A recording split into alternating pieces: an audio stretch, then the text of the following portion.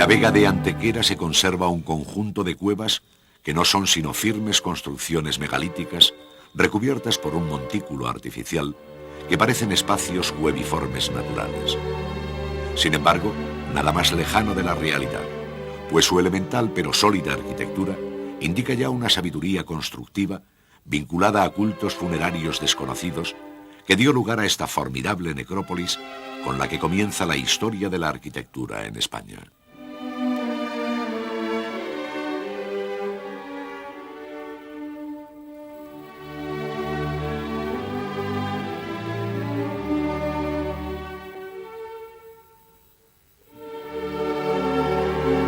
Cada una de las cuevas de Antequera tiene su propia personalidad, destacando la de Menga por la solidez de su construcción y el gran tamaño de sus pétreas piezas, tanto que el temor al peso de su masa aconsejó colocar unos apoyos intermedios en el interior a modo de rudimentarios pero efectivos pilares.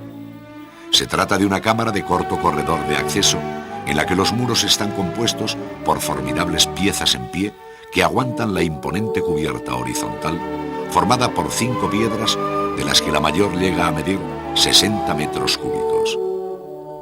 El esfuerzo para cortar estos bloques con técnicas y utensilios muy rudimentarios, su traslado y colocación denotan un serio conocimiento del arte de construir. Tartesos era un emporio aún floreciente en aquel tiempo, de modo que cuando regresaron los samios, llevaron grandes ganancias.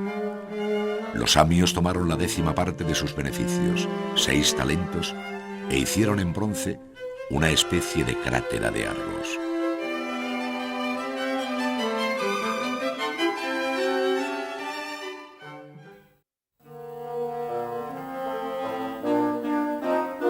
Descubierta en 1904, toma su nombre de la finca en que se encontró.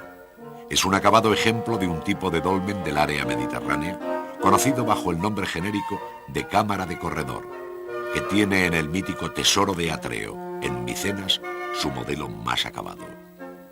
La cueva del Romeral cuenta con un largo corredor construido con aparejo de piedras menudas, sin labrar ni unir con mortero alguno y cubierto por grandes piedras enterizas. Al final del corredor se abre el paso de inclinadas jambas a una cámara funeraria de unos 5 metros de diámetro, cuya bóveda, formada por aproximación de hiladas, se cierra con una gran losa pétrea. Una segunda y diminuta cámara alarga hasta 35 metros la longitud total de este dolmen. Todas las copas del rey Salomón eran de oro y toda la vajilla. No había nada de plata. No se hacía caso alguno de esta en tiempos de Salomón, porque el rey tenía en el mar naves de Tarsis con las de Irán, y cada 3 años llegaban las naves de Tarsis trayendo oro, plata, marfil, monos y pavos reales.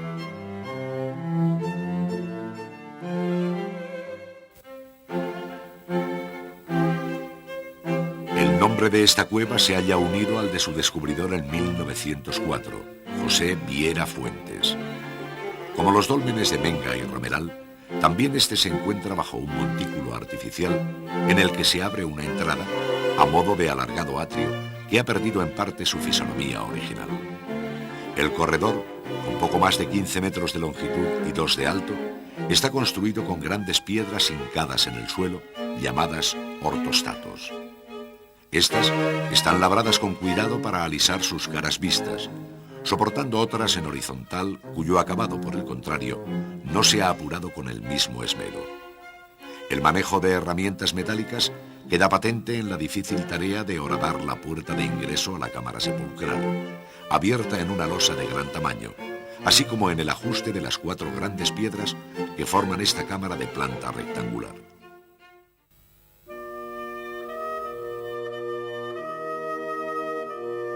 Se dice que en Iberia, al ser incendiadas las selvas por unos pastores y habiéndose caldeado la tierra con la leña, se vio claramente fluir plata por el suelo. Y poco tiempo después, habiendo sobrevenido unos terremotos y agrietados aquellos lugares, se reunió gran cantidad de plata.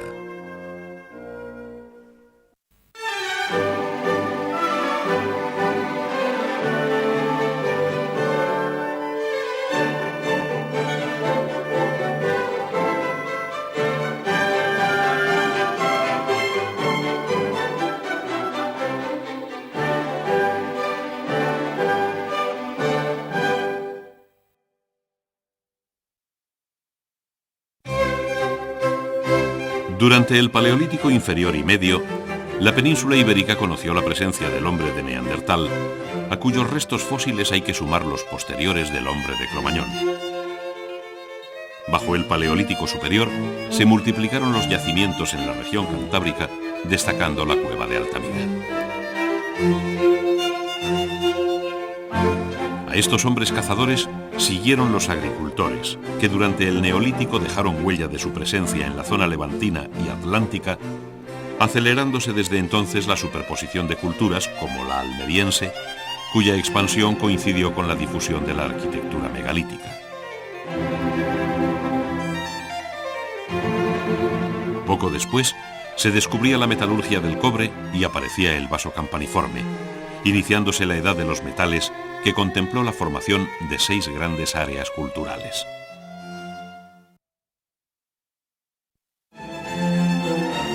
Con la llegada de los fenicios a la península y la fundación de Cádiz, comienza la protohistoria, etapa que se refuerza con la colonización púnica, coincidiendo con el hundimiento y desaparición de la floreciente Tartesos. Con su mítico rey, Argantonio, habían comerciado los griegos, que llegando a la península a mediados del siglo VII, fundaron numerosas colonias en Levante, llamando Iberia a toda la península. Este nombre amparaba a un heterogéneo grupo de pueblos de diferente cultura, unos de procedencia indoeuropea y otros de incierto origen, a los que genéricamente conocemos como celtas e iberos. Sobre gran parte de ellos se dejó sentir la conquista cartaginesa, desde que Amílcar Barca, tomando Cádiz, convirtió la península en escenario de la Segunda Guerra Púnica frente a los romanos. Estos, por su parte, habían desembarcado en Ampurias, iniciando la conquista de aquella Iberia que entró en la historia universal bajo el nuevo nombre de Hispania.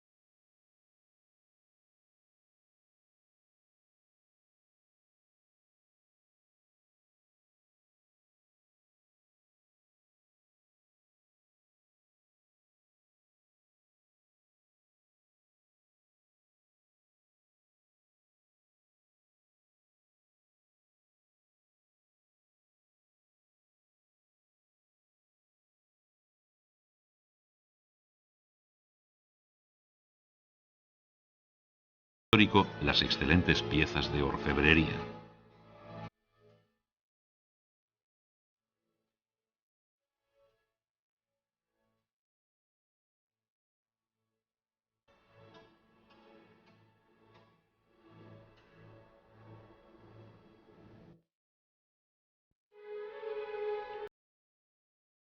El remoto del arte español se encuentra en las pinturas rupestres que el hombre del Paleolítico dejó plasmadas en cavernas y abrigos rocosos entre el 27.000 y el 10.000 a.C. Este pujante arte figurativo, de gran realismo, dejó paso al esquemático arte levantino, que ya en el período neolítico tuvo lugar entre el sexto y quinto milenio anteriores a nuestra era. Luego vendría el llamado Calcolítico o Edad del Cobre, cuando se levantaron las primeras arquitecturas megalíticas, cuya cronología nos lleva al tercer milenio, siendo las más tardías las de la Edad del Bronce, cerca ya del año 1000 a.C. La colonización fenicio-púnica trajo a partir del siglo VIII las influencias del arte oriental, como deja ver su rica orfebrería, y 2 siglos más tarde, en plena Edad del Hierro y con una herramienta adecuada, se iniciaba el gran ciclo de la escultura ibérica que enlaza el arte peninsular con el romano.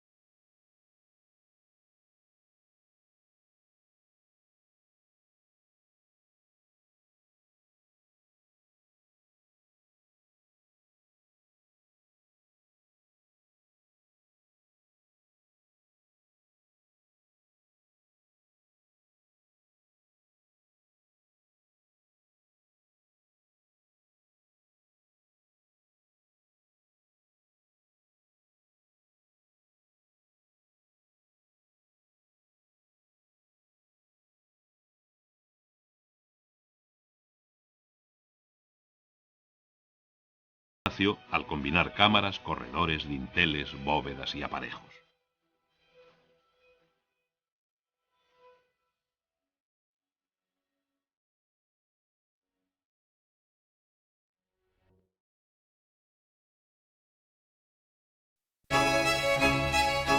Bajo el nombre genérico de arquitectura megalítica, se esconde una importante variedad de tipos edilicios que van desde los menhires y los cromlechs hasta los más complejos dólmenes y cámaras de corredor.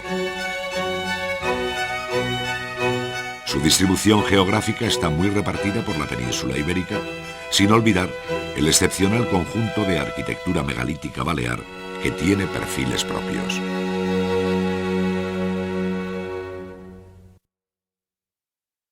En el horizonte de las Islas Baleares irrumpen con fuerza importantes vestigios de la cultura megalítica, estrechamente ligados a experiencias análogas en la cuenca mediterránea. Allí destacan navetas como la de Els Tudons, en Menorca, que responden a un modelo desconocido en la península. Su característica forma de casco de nave invertido, el cuidado aparejo y la cámara funeraria interior señalan las fases finales de la arquitectura megalítica. Además de los talayots o torres vigía, son inconfundibles las llamadas taulas, concebidas como complejas construcciones con un apoyo central que se asemeja a una mesa o taula en torno a la que se organiza el cerramiento perimetral. El origen de las ciudades en la península ibérica se halla en los castros fortificados de la Edad del Bronce, defendidos por irregulares murallas que protegen viviendas y ganados, como en los castros abulenses de Las Cogotas y Chamartín de la Sierra. Hubo también asentamientos rupestres como el de Tiermes en Soria, donde la ciudad está labrada en la roca, ofreciendo un conjunto tan rudimentario como espectacular que refleja su triple y sucesiva población de arébacos, celtíberos y romanos. Asimismo, alcanzaron la época romana ciudades indígenas como Azaila y Calaceite en Teruel, cuyas largas calles se abren paso entre viviendas de planta rectangular, muy distintas de aquellas redondeadas de los castros del noroeste de la península. La arquitectura megalítica se caracteriza por la utilización de grandes piedras, de ahí su nombre, mega grande y litos piedra. Pero ello no excluye la utilización de aparejos menudos con pequeñas lajas de piedra. No se utilizó normalmente ningún tipo de mortero para trabar unas y otras, sentando sus piezas en seco. Con piedras enterizas se hicieron grandes dinteles, mientras que con sillarejo se llegaron a formar falsas bóvedas.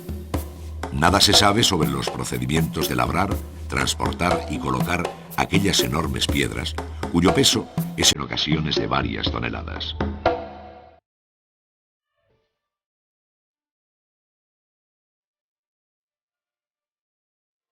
Desde los primeros petroglifos prehistóricos, cargados de tanta magia y simbolismo como la propia pintura rupestre, hasta el dominio del espacio a que aspira la escultura monumental de los berracos celtibéricos, hay todo un mundo de esculturas rituales que pueblan la España prerromana.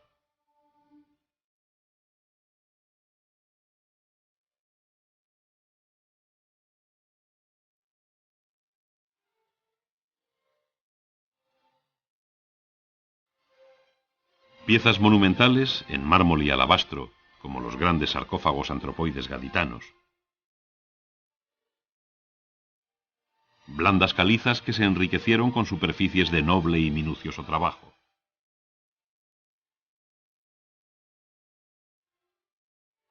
Bronces y terracotas populares donde el pequeño ídolo y el exvoto tuvieron amplia acogida.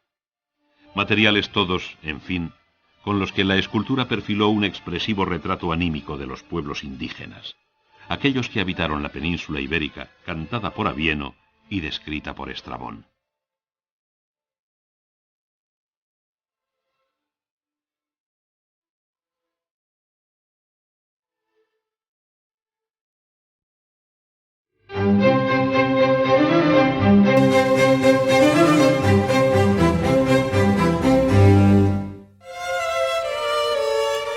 La península asimiló inicialmente el mundo formal y artístico de otras culturas de la cuenca del Mediterráneo.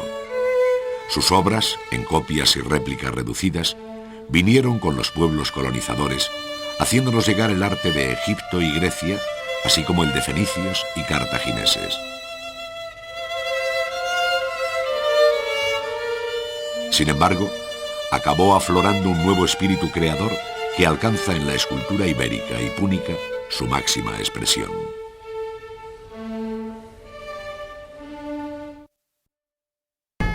La escultura ibérica se desarrolló entre el siglo VI a.C. y la llegada de los romanos a la península. Sus obras, localizadas en el Levante y en el sur, sorprenden por la expresividad, severidad y grandeza que encierran. Baste para demostrarlo el león de Baena, con sus feroces y escuadradas fauces, o la bicha de Balazote, que dulcifica con su expresión su talante de terrible animal guardián. No obstante, las esculturas señeras de la época son las damas oferentes, de una belleza fría y distante, como corresponde a su carácter funerario, función que también debió de corresponder a la obra maestra de este ciclo, la Dama de Elche. Esta joya de la escultura de la antigüedad se mueve misteriosamente entre el peso de su indigenismo y la serena belleza, casi griega, de su delicado rostro. Desde el siglo VII al II a.C., se produjeron en centros de marcada colonización púnica una serie de terracotas de pequeño tamaño y carácter popular que suponen la vertiente más orientalizante de la escultura prerromana. Entre ellas destacan las representaciones de la diosa Tanit, procedentes de la isla de Ibiza, una divinidad vinculada a la fecundidad de la tierra que es fácilmente reconocible por sus collares con amuletos en forma de antorcha. Igualmente la diosa Isis egipcia parece reencarnarse en numerosas representaciones maternales, disputando a Tanit el poder de la fertilidad. A partir del siglo V a.C., la influencia helénica se dejó sentir en obras de altísima calidad artística, como la cabeza de Tanit que guarda el Museo de Ibiza. La facilidad y maestría con que los iberos pudieron labrar el material en el que están realizadas muchas de estas esculturas, una caliza que se extrae mojada y blanda de la cantera y endurece al secarse, se plasmó en el virtuosismo de los detalles y en la finura del modelado, cuyas superficies fueron cuidadosamente estucadas y coloreadas.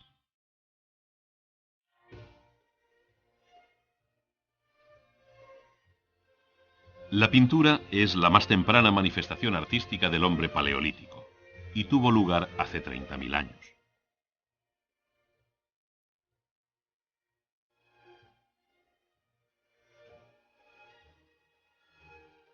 La península ibérica es excepcionalmente rica en estos primeros testimonios artísticos, verdadero patrimonio de la humanidad, siendo numerosas las cuevas y abrigos naturales en cuyas paredes y techos se han encontrado dibujados animales y signos extraños, como puntos, manos silueteadas y otros símbolos de difícil interpretación.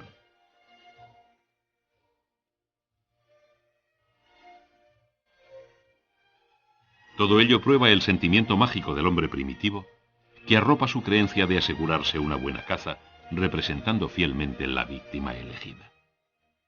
Por ello, la figura humana aparece tardíamente, en el Neolítico, cuando la organización de la tribu aseguró la supervivencia y programó la caza y la recolección como actividades rutinarias.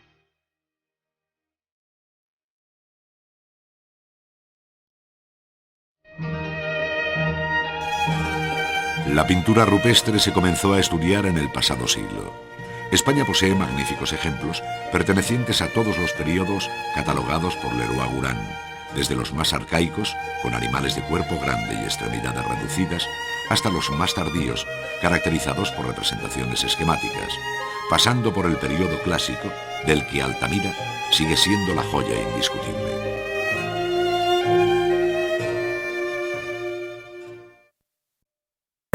Marcelino Sanz de Sautuola excavó Altamira en 1875 y en su techo encontró más de 150 figuras de animales.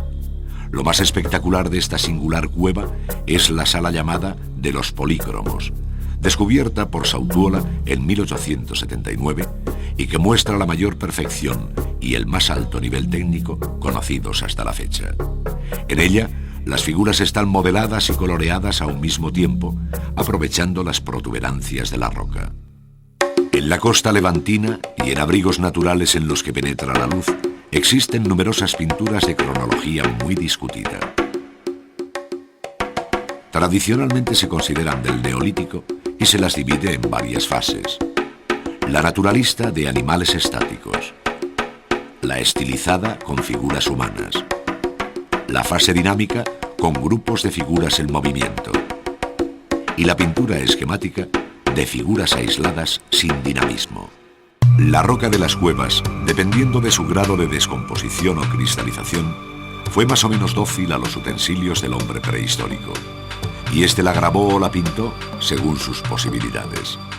Utilizó dos colores base, el negro, sacado unas veces del carbón vegetal y otras del óxido de manganeso, y el ocre, consiguiendo con el óxido de hierro una amplia gama que va del rojo al amarillo.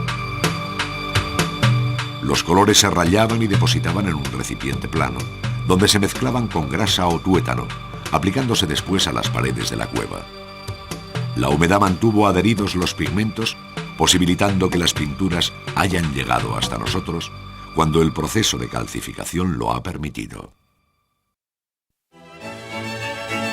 El hombre primitivo se rodeó pronto de objetos de utilidad, como hachas de piedra, cuchillos y raederas, instrumentos para moler el grano o arpones.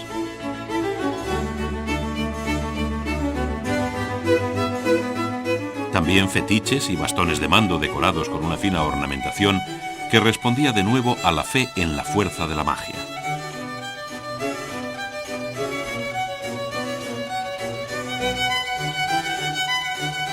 En el transcurso de la Edad de los Metales, las espadas, puñales, puntas de flecha y otros instrumentos de guerra se fueron perfeccionando. Pero son la cerámica y la joyería las artes que mejor recogen el afán estético de esta época, cuyos impresionantes ejemplares demuestran, además, la permeabilidad entre los distintos pueblos primitivos, como ocurre con la gran cultura del vaso campaniforme o con las técnicas de joyería comunes a todos los pueblos del Mediterráneo.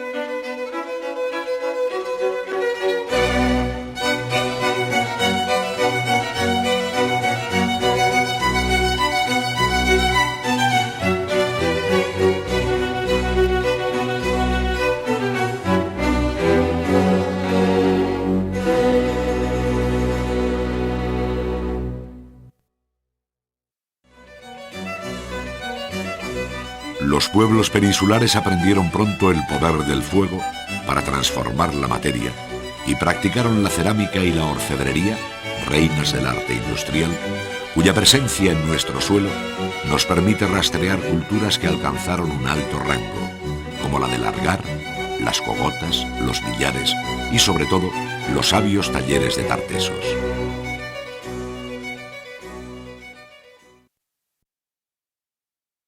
Las primeras muestras de cerámica española son piezas de decoración impresa. A esta fórmula le siguió, en el segundo milenio a.C., la cerámica del vaso campaniforme, cuya cultura se extendió por toda Europa, dejando en la península ejemplares inigualables. Más tarde, la cerámica ibérica creó sugerentes modelos decorados con temas geométricos y figuras de animales. Las vasijas fueron pintadas en negro unas veces y en rojo otras, extendiéndose esta tipología que había nacido en el Levante y en el sur del país hacia las tierras del interior, donde se dio el protagonismo ornamental a la figura humana. Los más antiguos tesoros de orfebrería hallados en España deben considerarse de fines del segundo milenio a.C. Fueron símbolo externo del poder y su presencia demuestra que hubo sociedades rígidamente jerarquizadas. Las joyas encontradas en la península están influenciadas bien por la tradición de la orfebrería celta o bien por la delicadeza y barroquismo propios de los pueblos del Mediterráneo. Así, el tesoro de Villena o los ejemplos castreños del noreste peninsular, donde los torques son el emblema étnico del valor del guerrero celta, tienen un origen centroeuropeo, mientras que en otras ocasiones, como ocurre con muchas piezas de los famosos tesoros del Carambolo y la Aliseda, la labor de filigrana denuncia su ascendencia mediterránea. La técnica más interesante del Neolítico es la cardial, llamada así por el Cardium edule, un molusco cuya concha se presionaba contra el barro tierno, dejando una huella muy singular. En cambio, las marcas que decoran los vasos campaniformes se realizaron por incisión, rellenándose los dibujos con pasta blanca antes de meterlos en el horno para dar la apariencia de líneas pintadas.